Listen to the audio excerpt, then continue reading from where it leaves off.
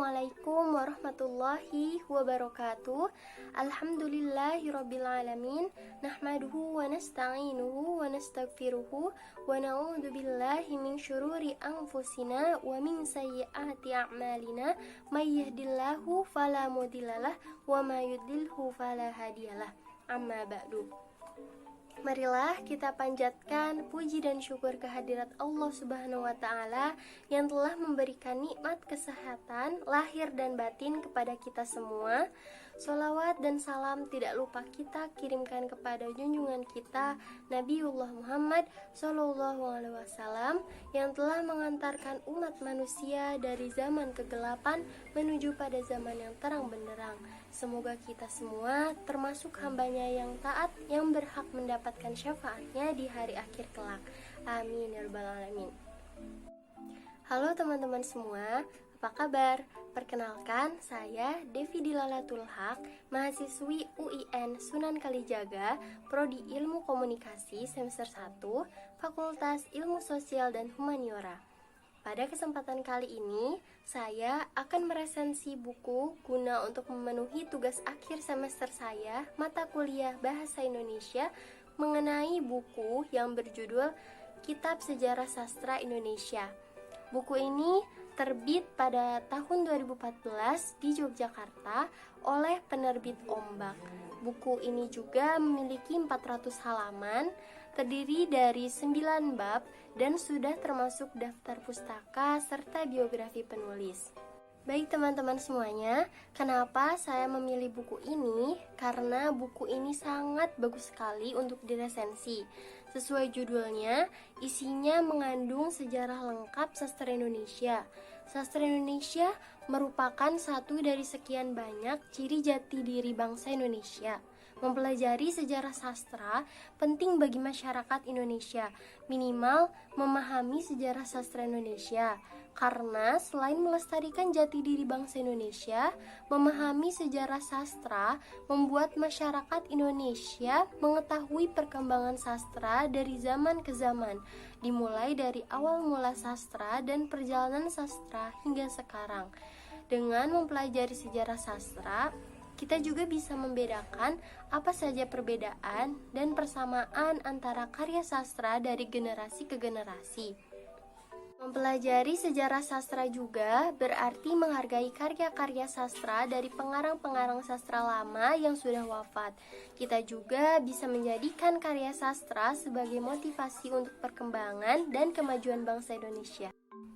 Teman-teman, langsung saja kita masuk ke pembahasan pertama, yaitu biografi penulis. Buku ini ditulis oleh Yan Mujianto dan Amir Fuadi. Yan Mujianto dilahirkan di Jepara 20 Mei 1954, menamatkan SD, SMP, SMA di kota kelahirannya. Beliau menyelesaikan kuliah S1 di FKSS IKIP Semarang yang sekarang disebut UNES dan melanjutkan S2 di Universitas 11 Maret. Beliau pernah mengajar di SMP, SMA, PTS dan sekarang menjadi dosen di PBS FKIP. Beliau juga menulis beratus esai, puisi, cerpen di sejumlah media massa daerah dan nasional, makalah seminar, dan buku pegangan kuliah di kampus, buku ilmiah populer yang diantaranya berjudul Nasihat-Nasihat Kecil Sang Guru, Untuk Kita Renung Hayati, dan masih banyak lagi.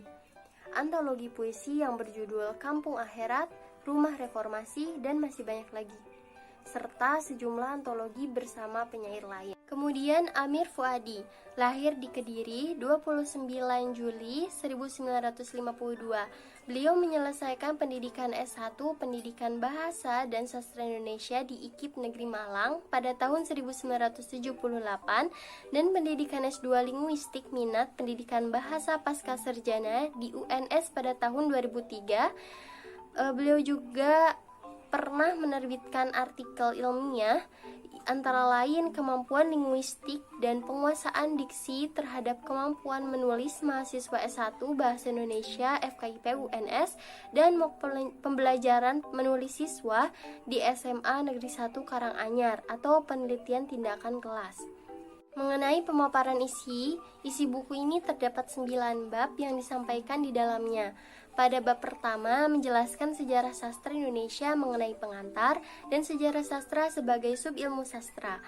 Baik teman-teman, pada bab pertama ini pembicaraan di sini lebih berpusat pada pengantar atau gambaran umum dari buku. Poin pembahasan pertamanya yaitu pemahaman peristilahan.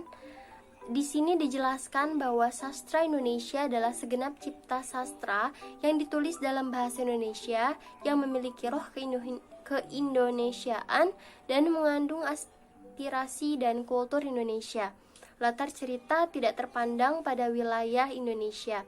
Dijelaskan juga sejarah sastra berisi kronologi buah-buah cipta sastra dari dekade 20-an hingga awal abad 21 yang menyampaikan proses kelahiran dan perkembangan sastra dan mengetengahkan kegiatan-kegiatan tokoh-tokoh sastra dalam berkarya. Poin selanjutnya yaitu sejarah sastra merupakan bagian dari ilmu sastra. Sebagaimana teori sastra dan kritik sastra, antar ketiganya ada benang merah yang mempertautkan, saling mengisi, saling memengaruhi dan melengkapi. Baik kritik sastra maupun sejarah sastra sama-sama muncul sebagai respon penghayatan apresiatif terhadap karya sastra yang diciptakan pengarang.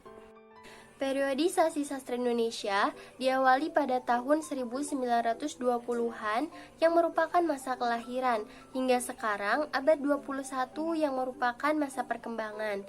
Dari dua masa tersebut, pada bab ini disebutkan ada banyak angkatan sastrawan-sastrawati yang telah menulis dengan ciri khas masing-masing. Masa kelahiran terdiri dari Angkatan Balai Pustaka, Angkatan Pujangga Baru, dan Kesusastraan Indonesia masa Jepang.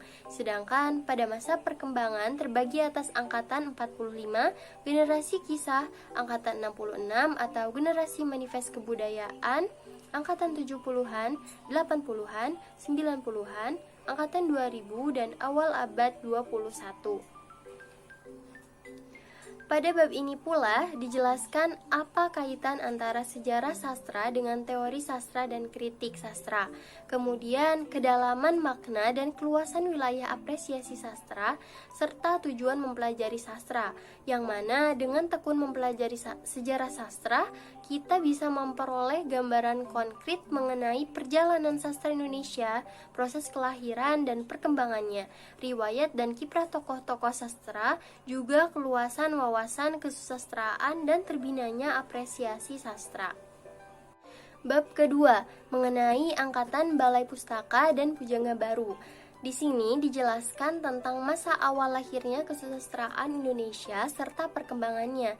Mengenai Angkatan Balai Pustaka, Angkatan Balai Pustaka adalah nama kelompok sastrawan dan karya-karyanya berdasarkan ciri-cirinya yang didominasi sifat-sifat kemelayuan dalam bahasanya, adanya potret sosial yang menjunjung tinggi tradisi dengan tema-tema pertentangan, adat dan kawin paksa, kecenderungan didaktis, serta bebas dari unsur-unsur politik dan agama.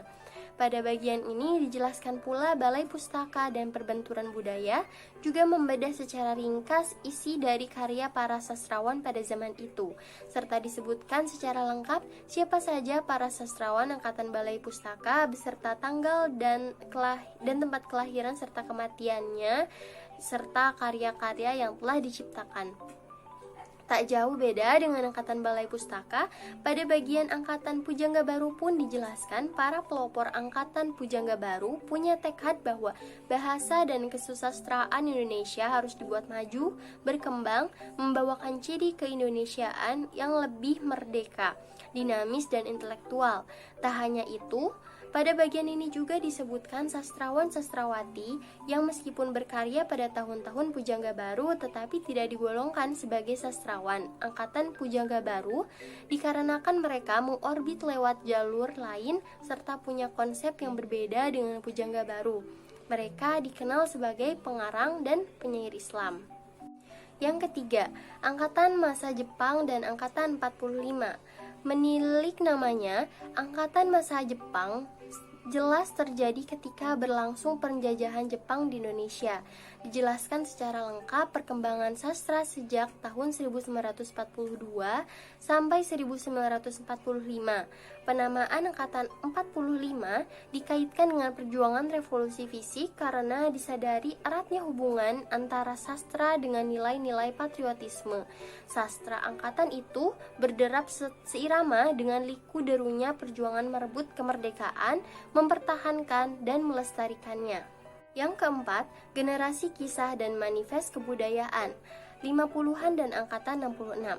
Berbeda dengan angkatan-angkatan sebelumnya dan sesudahnya yang selalu ditandai peristiwa politik atau revolusi kebudayaan, maka generasi kisah atau dekade 50-an ini muncul dalam sejarah sastra tanpa mengibarkan bendera revolusi sastra tertentu, dan lebih merupakan potret zaman dari sebuah republik yang baru yang penuh kecamuk dan pergolakan.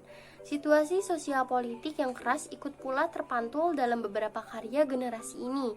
Kemudian angkatan 66 atau manifest kebudayaan yang merupakan istilah politik, H.B. Jasin mentransfernya ke dalam dunia sastra sehingga menjadi suatu istilah sastra karena ia melihat adanya kaitan yang sangat erat antara sastra dan perjuangan politik. Sedangkan para sastrawan yang dimaksudkan sebagian berada di bawah kubu angkatan 66 memang ikut ambil bagian di dalam perjuangan tersebut, baik secara langsung maupun lewat karya sastra yang Orde Baruis. Yang kelima, sastra angkatan 1970 atau 1980.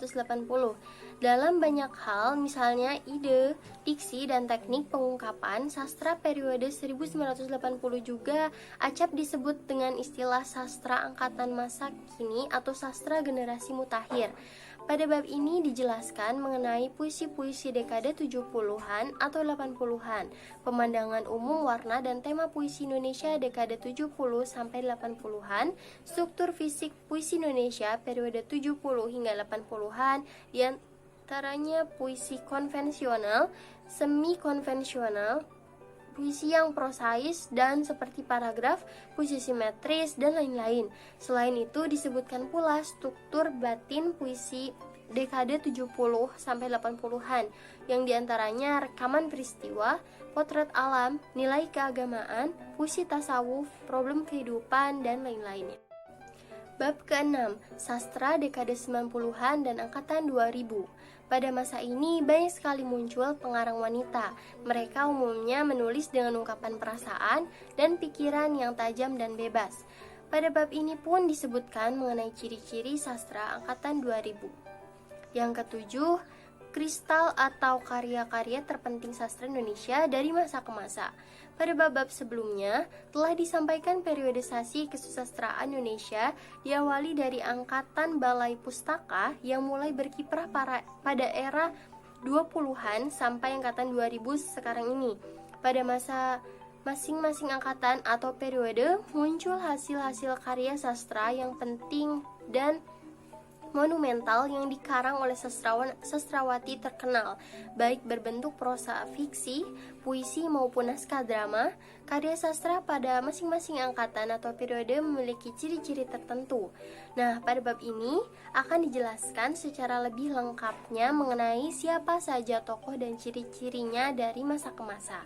Di bagian ini juga disampaikan judul teks drama tentang teks-teks drama terpenting dari tiap periode dan pengarang garda depan dalam fiksi susastra Indonesia dari masa ke masa. Pada bab ke-8 mengenai profil puisi-puisi Indonesia dari angkatan Balai Pustaka sampai angkatan 2000. Pada bab ini terdapat profil puisi-puisi pada tiap periode, diberikan contoh lengkap karya-karya puisi dari masa ke masa. Dan yang terakhir adalah istilah-istilah yang berkaitan dengan peristiwa sastra secara kronologis dan tren sastra mutakhir. Selanjutnya, bahasa yang digunakan pada buku ini tentu saja menggunakan bahasa Indonesia yang baku, baik dan benar sesuai dengan etika kebahasaan, serta tidak berbelit-belit dan mudah dipahami oleh pembaca. Nah, mengenai pembahasan selanjutnya yaitu kelebihan dan kekurangan isi buku. Kelebihan dari buku ini sangat banyak, namun diantaranya meskipun buku ini hanya terdiri dari 400 halaman, akan tetapi dapat menjelaskan secara lengkap sejarah sastra Indonesia dari masa ke masa tanpa bertele-tele atau intinya fokus terhadap pembahasan. Kemudian, cover buku terlihat lebih menarik dan unik karena terdapat ilustrasi lukisan berupa beberapa sastrawan Indonesia dengan cover berwarna coklat seperti menggambarkan kitab zaman dahulu yang telah usang. Buku ini pun tidak terlalu tebal sehingga mudah untuk dibawa kemana-mana. Teman-teman, selanjutnya adalah kekurangan dari buku. Kekurangan buku kitab sejarah sastra Indonesia ini adalah adanya pengulangan kalimat yang mungkin sudah ditulis penulis pada bab sebelumnya dan ditulis kembali di bab selanjutnya. Kemudian dalam isinya pun penulis sama sekali tidak menyertakan ilustrasi gambar yang dapat membantu penjelasan materi dan menambah ketertarikan dalam membaca buku ini, sehingga pembaca bisa cepat mudah bosan dalam membacanya. Dan pembahasan selanjutnya adalah masukan dan saran. Masukan dari saya mengenai buku ini akan lebih baik lagi jika di dalamnya terdapat glosarium sehingga memudahkan pembaca untuk mengerti apa maksud yang penulis tuangkan dalam buku ini. Kemudian ditambahkan ilustrasi pula supaya pembaca tidak cepat bosan dan dapat mengkomparasikan perubahan yang terjadi dari masa ke masa. Namun buku ini menurut saya tetap sangat cocok dibaca oleh pelajar, mahasiswa, atau kalangan umum karena sangat banyak ilmu yang akan didapatkan berkaitan dengan sejarah sastra Indonesia, serta pesan yang terkandung di dalamnya dijelaskan dengan sangat mudah dipahami, tidak membuat pembaca bingung membacanya. Selanjutnya, latar kepenulisan buku. Tidak hanya berisi senarai tokoh penyair, pengarang, dan para ahli sastra Indonesia dari masa ke masa, berikut ratusan karya sastra, utamanya yang berbentuk prosa fiksi seperti novel, roman, cerpen, serta antologi puisi. Lebih luas dari itu, dalam buku ini juga dikedepankan judul-judul buku drama, esai, dan kritik sastra.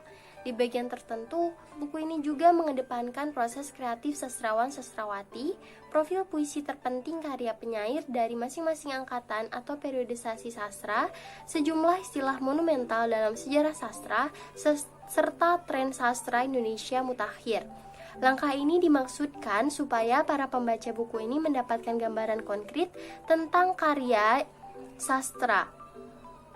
Hal ini masih dilengkapi dengan pembahasan novel dan cerpen-cerpen terpenting yang menandai perjalanan sastra.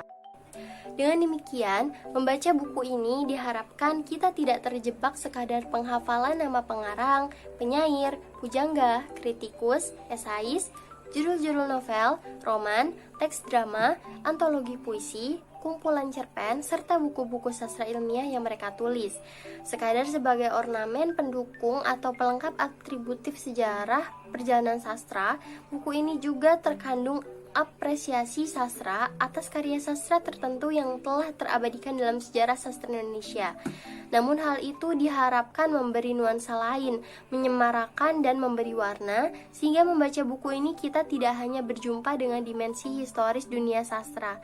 Oleh sang penulis juga mengajak kita menapaktilasi jejak sastra dari tempo dulu di era penjajahan yang masih kental dengan nuansa Melayu sampai dengan ketika kita memasuki era global dan reformasi secara lebih masuk ke sukmanya.